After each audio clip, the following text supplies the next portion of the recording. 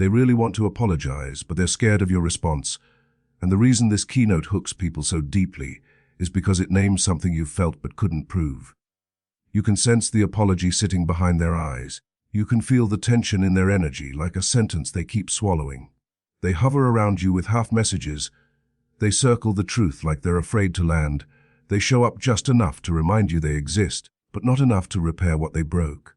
And that limbo messes with your mind because your heart hears, they care. But your nervous system hears, they still won't show up.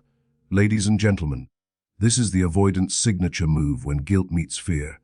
They are not always cold, they are often conflicted. They want relief from the weight of what they did, but they're terrified of the emotional consequences of admitting it. And the confusing part is, to you, the apology feels like the simplest thing in the world. You think, just say it, just own it, just be honest. But to an avoidant, those words are not simple, because those words require exposure. And exposure is the one thing their entire coping system tries to avoid. So they hover. Hovering is the emotional behavior of someone who wants the benefits of connection without stepping into the vulnerability of repair.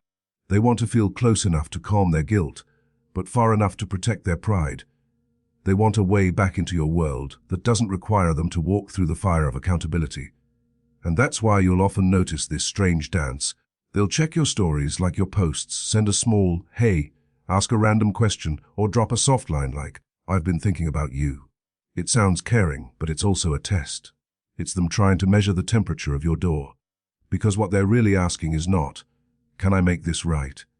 What they're really asking is it safe enough to approach without getting hurt back? And that question is shaped by something deeper than your personality. It's shaped by their nervous system.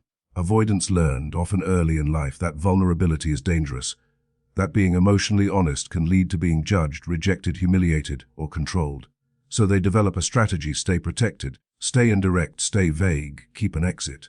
That strategy might look like independence, but beneath it is fear. Fear of being seen too deeply, fear of being held accountable, fear of facing the emotional intensity they don't know how to manage. So when they want to apologize, their body doesn't feel the relief you would feel. Their body feels threat. Their mind immediately imagines your response, and the avoidant mind often imagines the worst, not because you're cruel, but because their shame paints your reaction as a courtroom, not a conversation. They imagine anger, tears, questions, disappointment, and they don't trust themselves to stay present through it. They don't trust themselves to handle the emotions they might trigger. So they delay the apology and try to sneak around the consequence instead. That's why this keynote is so powerful for the viewer, because it validates the exact experience of being almost repaired, but never fully healed. The avoidant wants to fix it, but they won't face it. They want to be forgiven, but they won't fully confess. They want the relationship to reset, but they don't want to pay the price of rebuilding trust. And that creates the most painful place for you, the person on the receiving end. You start living in emotional suspense. You become hyper-aware of their signals. You overanalyze every small message. You wonder if today is the day they finally say the words. You feel yourself tempted to soften your standards just to make it easier for them to speak. Because you think, maybe if I act calm enough, they'll apologize. Maybe if I don't look angry, they'll come closer. Maybe if I reassure them, they'll finally tell the truth. But that's the trap. Because when you shrink your response to make them comfortable, you teach them a dangerous lesson. That they can avoid accountability and still regain access. You teach them that fear is an excuse, not a hurdle to overcome. You teach them that your pain is negotiable, something you can swallow to keep the connection alive. So the first keynote isn't just about them being scared, it's about you recognizing what the fear produces. Fear produces hovering, fear produces breadcrumbs, fear produces half steps that keep you emotionally hooked while they stay protected. And the moment you see that, you stop confusing hovering with healing. You stop confusing contact with repair. You stop treating their proximity as proof of change. Because real change is not hovering. Real change is courage.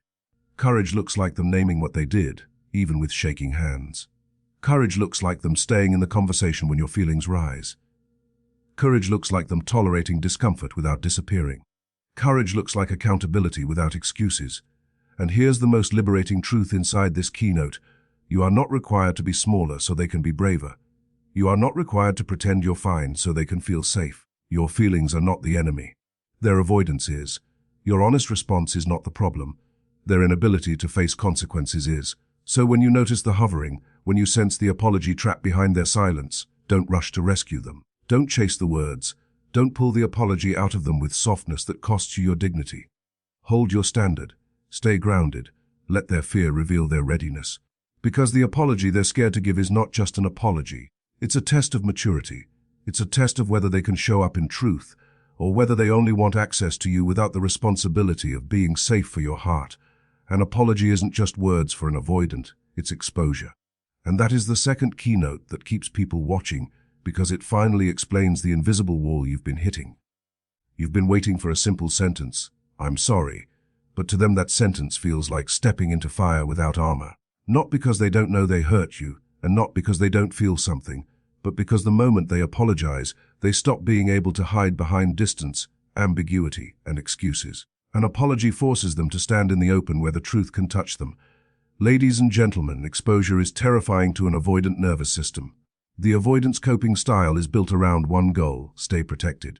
Stay protected from emotional intensity, stay protected from conflict, stay protected from shame, stay protected from being seen as flawed, stay protected from being the bad one. So when you ask for an apology, you're not just asking for accountability, you're asking them to remove their armor. And for someone who learned early that vulnerability leads to pain, removing armor feels unsafe, even if the person in front of them is kind. This is why avoidants often do something that looks like stubbornness, but is actually fear. They don't deny the event completely, they just blur it. They say, "That's not what I meant, you're taking it wrong. Let's not make it a big deal." I don't like drama, because blurring the truth keeps them from standing in it. As long as everything stays vague, they can avoid the full emotional weight of what happened. Vagueness gives them an escape route. Vagueness lets them keep you close enough to soothe guilt, but far enough to avoid responsibility. Now think about what an apology actually does. A real apology isn't just, "Sorry." A real apology is a spotlight. It says, "I see the harm. I name the harm. I take responsibility for the harm." And the moment that spotlight turns on, it creates three terrifying risks for an avoidant. The first risk is that your anger becomes real. Because once they admit they hurt you, your anger is no longer overreacting. It becomes justified. And avoidants often fear justified anger because they don't know how to stay emotionally present through it. They can handle someone being upset from a distance, but they struggle with someone being upset right in front of them, where they can't escape it. Anger feels like being cornered, and when avoidants feel cornered, they flee. The second risk is that the conversation deepens. Apology opens doors. It invites questions. It invites emotional depth. It invites repair, which requires time, patience, and emotional stamina. And for an avoidant, depth feels like drowning. It feels like being pulled into a space where they will have to explain themselves, feel emotions, tolerate discomfort, and stay present without shutting down. That is the very skill they often lack, staying present in emotional heat. The third risk is shame. This is the one most people don't recognize. Avoidants frequently carry shame under the cool surface. Shame is not guilt. Guilt says, "I did something wrong." Shame says, "I am wrong." And if someone's system is shame-based, then apologizing doesn't feel like relief. It feels like humiliation. It feels like confirming the worst internal story. I hurt people. I ruin things. I'm not good enough. I don't deserve love. So rather than facing that shame, they stay quiet, or they act casual, or they become defensive, because defense protects them from seeing themselves clearly. So when you're waiting for an apology, it can feel like they're being selfish, but sometimes what's actually happening is they are terrified of the emotional consequences of being honest. They think if they apologize, you will either explode, or you will demand a deeper conversation, or you will reject them back, or you will expect consistency, and consistency is the final layer of exposure. Because an apology is not just an admission, it's a contract. It implies change. It implies effort. It implies that the old pattern cannot continue. And that's why many avoidants hover instead of apologize. Hovering allows contact without contract. Hovering allows connection without commitment. Hovering lets them dip in and out without fully owning the damage. That's why you see almost apologies. You'll hear, "I'm sorry you feel that way," which is not responsibility. You'll hear, "I didn't mean to," which avoids impact. You'll hear, "Let's just move on," which is an attempt to escape consequences. Those are not apologies, those are shields. They are ways to reduce discomfort while keeping the armor on. Now here is the part you must understand so you don't get manipulated by accident. Exposure is not your job to fix for them. You can create a calm environment, yes, but you cannot lower your standards to protect their ego. If an avoidant cannot tolerate accountability, then they cannot tolerate a healthy relationship, because healthy relationships require repair. They require owning mistakes. They require staying present when emotions rise. So the second keynote is not just explaining their fear, it's giving you a filter. A person who is ready for love will apologize even if they feel exposed. They might do it awkwardly. They might do it imperfectly. They might stumble. But they will still do it because maturity is not comfort. Maturity is courage. And the moment you understand that, you stop waiting for the perfect apology, and you start watching for the real sign of growth, their willingness to stand in the truth with you, without armor, without excuses, without disappearing. The third keynote is the one that reveals the real enemy behind the avoidant silence. It's not that they don't know what to say, it's that they're scared of what your reaction will force them to face. And the 4 fears are not random. They are the 4 doors an avoidant most desperately tries to keep closed, because behind those doors is emotional accountability, and emotional accountability is the opposite of avoidance. The first fear is your anger, and not because your anger is wrong. Your anger represents consequences. It represents a reality they can't control. When an avoidant imagines apologizing, they often picture your anger rising like a wave, and they don't trust themselves to stay present in that wave. They don't trust themselves to regulate. They don't trust themselves to respond with patience instead of shutting down.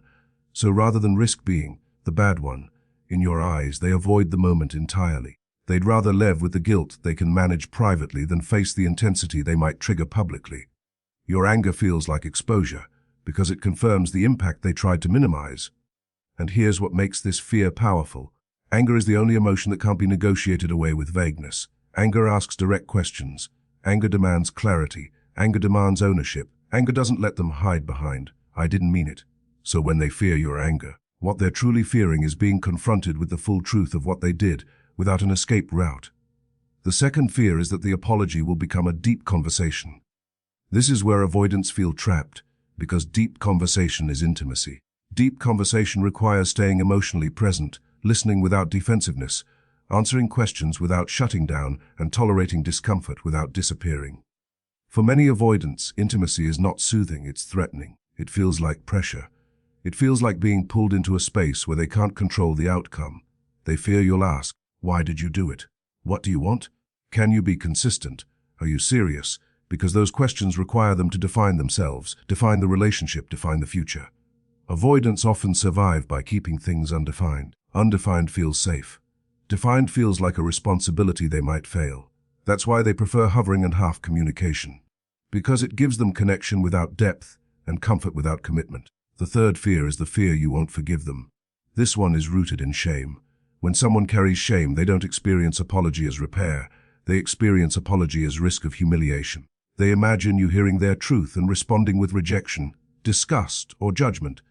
Even if you've never done that, their nervous system still anticipates it, because shame convinces them that if you see the full truth, you'll leave. So they protect themselves by staying silent, or by keeping it light, or by offering almost apologies that don't fully admit fault. They want the relief of being forgiven without the vulnerability of full confession. They want a reset without the risk. And in that fear is something painful. They may care about you, but they care more about protecting themselves from the possibility of rejection than they care about doing what repair requires. That doesn't mean they're evil. It means they are not emotionally equipped. The fourth fear is the one that sits underneath all the others. They're scared that if they apologize, you will expect consistency. Because the moment they say, "I hurt you," you have every right to say, "Then show me change." And change is the part they can't guarantee. Consistency is the part they struggle with. Consistency means showing up when they don't feel like it, communicating when it's uncomfortable, being emotionally available when their instinct is to withdraw, and taking responsibility for repair instead of waiting for the tension to fade. So they hesitate. Because an apology is not just an emotional admission, it's a doorway into a higher standard. It means the old dynamic cannot continue without being dishonest. It means they can't keep you in a gray area. It means they can't keep sending breadcrumbs and calling it effort. It means you will now measure them by behavior, not by mood. And when an avoidant is not ready, that higher standard feels like a threat.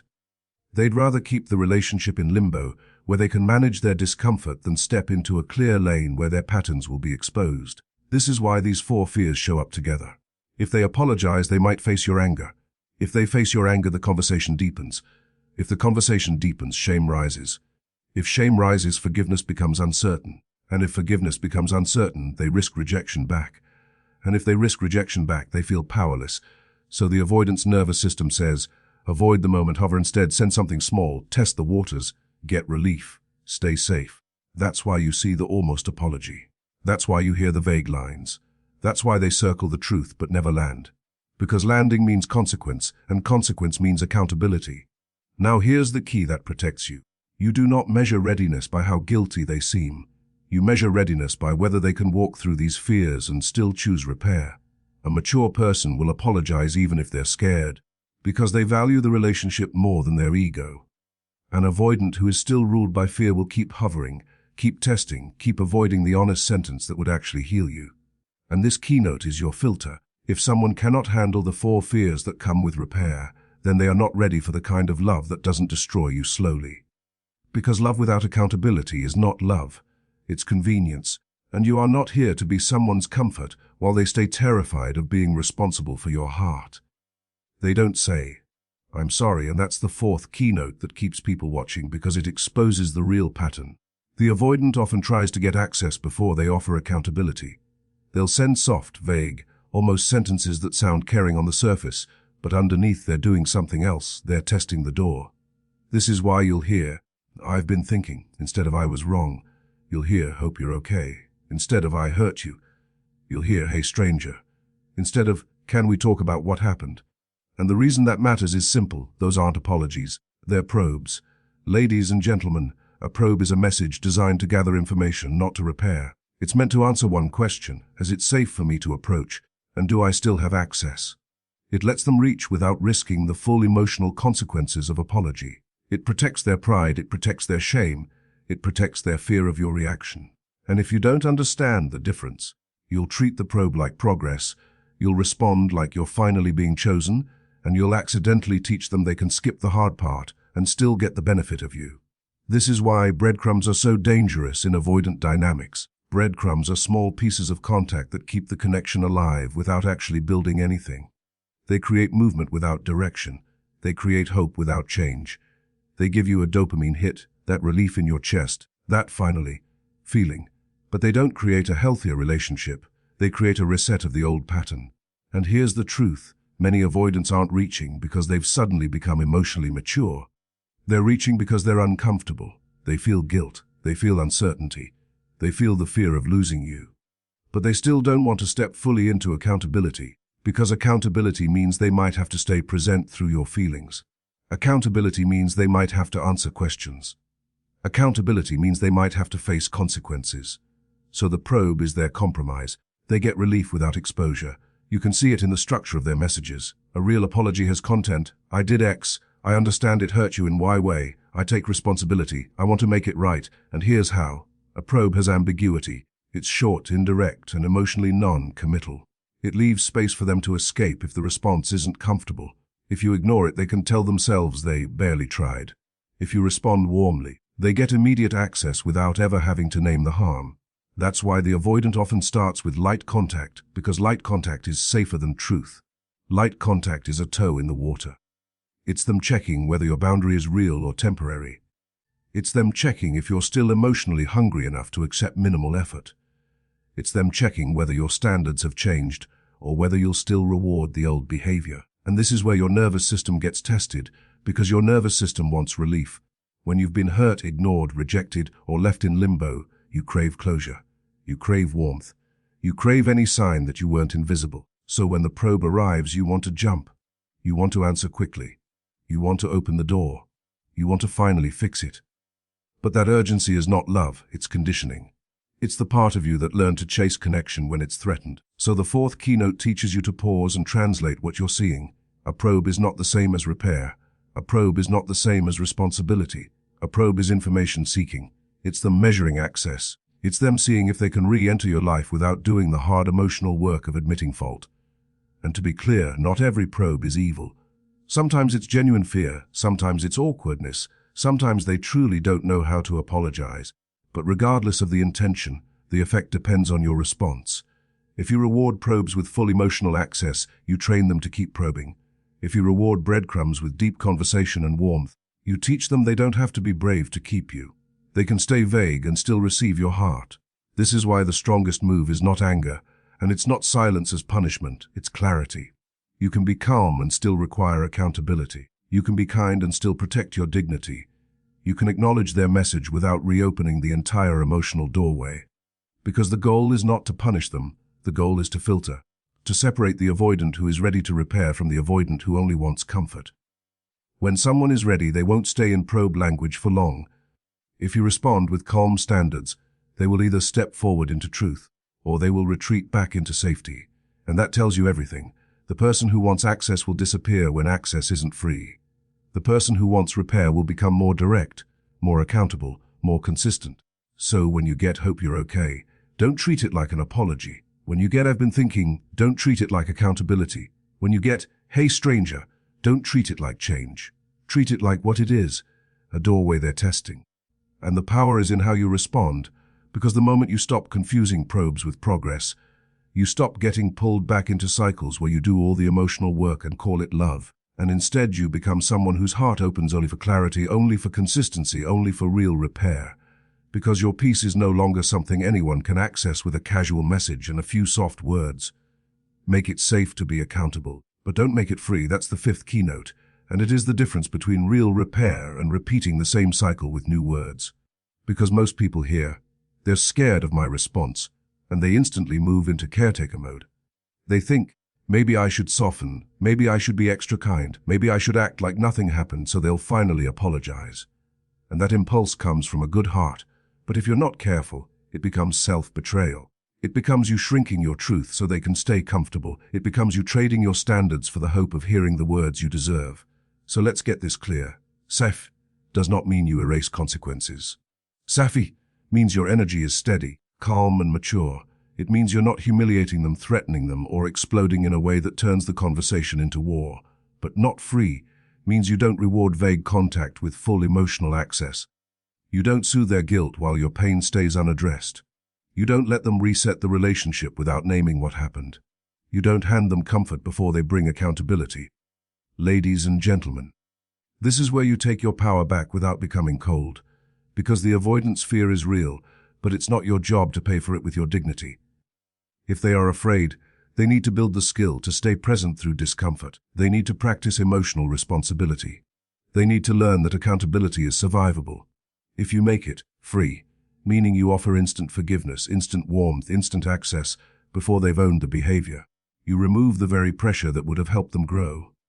You rescue them from consequence. And if you rescue someone from consequence enough times, you train them to keep creating the same consequence. So the correct posture is what I call calm authority. Calm authority is not a lecture, it's not a paragraph, it's not a begging conversation. It's a grounded energy that says, I'm open to truth, and I will not participate in fog. Fog is the avoidance comfort zone. Fog looks like half apologies, vague messages. I didn't mean it. You misunderstood. Let's move on. I've been thinking. Hope you're okay.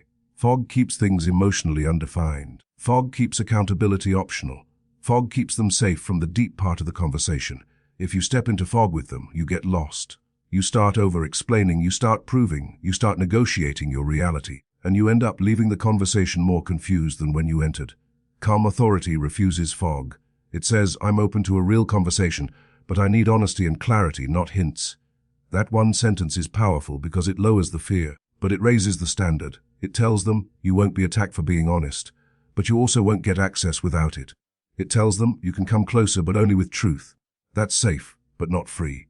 Here's what free looks like, and why it fails. Free looks like you replying to a breadcrumb with a long, warm paragraph. Free looks like you acting happy they reached out, as if their tiny message erased the damage. Free looks like you saying, it's okay, don't worry about it, when it was not okay and you were worried about it for weeks. Free looks like you comforting them for feeling guilty while your pain goes unnamed. Free looks like you immediately offering emotional closeness, phone calls, meetups. Intimacy before accountability has even happened. When you do that, the avoidance nervous system relaxes instantly. And here's the danger. Once they feel relief, their urgency disappears. They got what they wanted, the comfort, the access, the reset. And because the discomfort went away, they don't have to grow. Then, sooner or later, their old pattern returns. So not free means you pace the access. You don't punish them, you pace them. You don't slam the door, you control the doorway. You allow communication, but you don't allow the cycle. You answer, but you don't overgive. You stay kind, but you stay firm. And this is where you watch for the real sign. A person who is serious will step into accountability when you raise the standard. They may be nervous, but they will try. They will name what happened. They will apologize with specifics. They will acknowledge impact. They will tolerate the discomfort of your feelings. They will stay present. They will ask how to repair. They will show consistency after the conversation, not just emotion during it. A person who only wants relief will resist the standard. They will keep it vague. They will try to change the subject. They will guilt you. Why are you making this so serious? They will act like your boundary is drama. They will disappear when they realize access isn't free anymore. And that is valuable information because it reveals what they really came for. This keynote is not about controlling them. It's about protecting you. It's about building a structure where your heart isn't something someone can enter with fear and breadcrumbs. It's about making emotional access match emotional responsibility, because you can be compassionate and still have standards. You can be loving and still require accountability. You can be soft and still be unmovable where it counts. So yes, make it safe because repair requires safety. But never make it free, because love without accountability becomes a place where you keep getting hurt and you keep calling it understanding. A truly ready avoidant will apologize even if they're scared. And that's the sixth keynote, the final truth that separates real change from emotional theater. Because fear will always exist. Fear exists in everyone. The question is not whether they feel fear. The question is whether they let fear run the relationship. Readiness is not the absence of fear. Readiness is the willingness to act despite fear. And if you remember only one thing from this entire message, let it be this: someone who is emotionally mature does not wait for perfect comfort to do the right thing. Ladies and gentlemen, this is where you stop getting hypnotized by the almost apologizing, almost opening up, almost choosing you, almost being consistent, almost being accountable. Almost is a drug in avoidant dynamics, because almost keeps you hoping, almost keeps you available, almost keeps you investing while they stay protected. Almost gives them the benefit of your loyalty without requiring the courage to repair. But readiness is different. Readiness has weight. Readiness has clarity. Readiness is a person stepping forward imperfectly but honestly and saying, "I need to own something." And you can hear it in the way they speak. It doesn't come with a joke to soften it. It doesn't come with vagueness to escape it. It doesn't come with a blame shift to protect the ego. It comes with responsibility. A ready apology names the behavior, not just the feeling. It doesn't say, "I miss you." It says, "I handled that badly." It doesn't say, "I hope you're okay." It says, "I know I hurt you." It doesn't say, "Let's move on." It says, "I want to repair what I damaged." Ready is specific because specific is accountable. Vague is comfortable. Specific is courage. And here is why the avoidant being ready matters so much for you. If they apologize while still ruled by fear, the apology becomes a performance. It becomes words meant to reduce their discomfort, not to restore your safety. You might get a sorry, but it won't be followed by consistency. You might get softness, but it won't be followed by repair. You might get a moment of honesty, but it will evaporate the moment intimacy asks for more. That's why so many people feel wounded after an apology, because the apology wasn't anchored in readiness, it was anchored in relief seeking. Readiness is anchored in change, and change always shows itself after the conversation, not during it. The conversation is the doorway. The behavior afterward is the proof. So the sixth keynote is teaching you how to evaluate the apology without getting pulled back into the fantasy. You do not measure readiness by how emotional they sound. Some avoidants can sound very emotional when they fear losing control.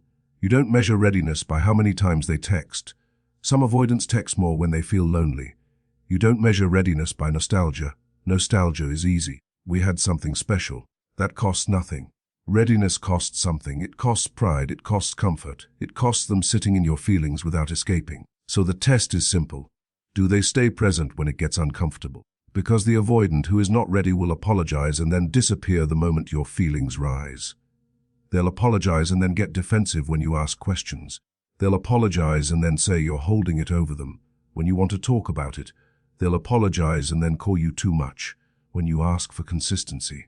That's not repair, that's a reset attempt. That's them trying to purchase access with words while still refusing the emotional responsibility that makes access safe. But the avoidant who is ready will tolerate discomfort. They will listen without shutting down. They will answer without turning it into a fight. They will validate your experience without making themselves the victim. They will accept that trust takes time. They will accept boundaries without punishing you. They will show consistency even when the emotional intensity fades, because they're not doing it for a moment.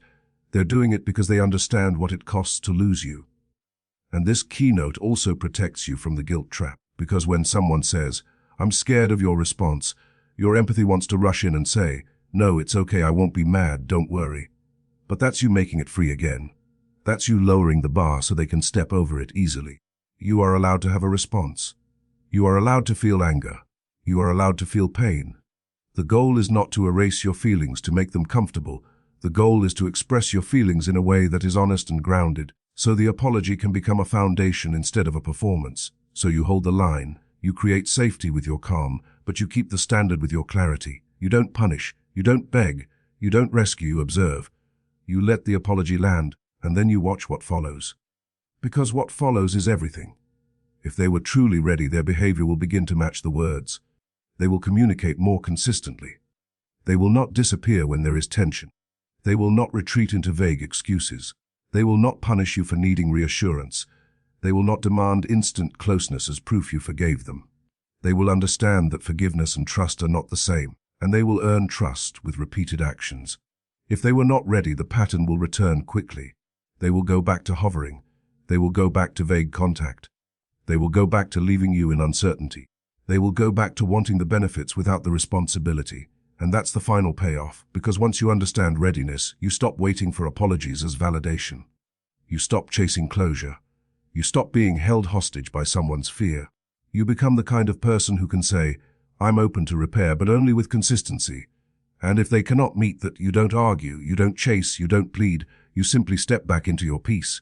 Because the truth is, love that is real will face discomfort to protect the relationship. Love that is immature will hide behind fear while you keep paying the cost. And you are done paying the cost for someone else's courage.